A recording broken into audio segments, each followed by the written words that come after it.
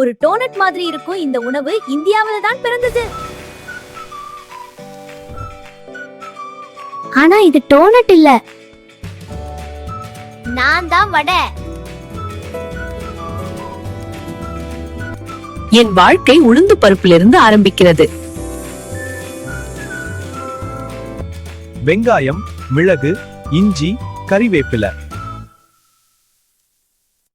இந்த மாவு தான் என்னை உருவாக்குகிறது. சூடான எண்ணெய் என்னை குறுமுறு வடையாக மாற்றுகிறது. என் குறுமுறு சத்தம் கேட்டீங்களா? உளுந்து எனக்கு புரதச்சத்து தருகிறது. கால்சியம் எலும்புகளை வலுவாக்கும். இரும்பு சத்து உடலுக்கு சக்தி தரும். இஞ்சி ஜீரணத்திற்கு உதவும்.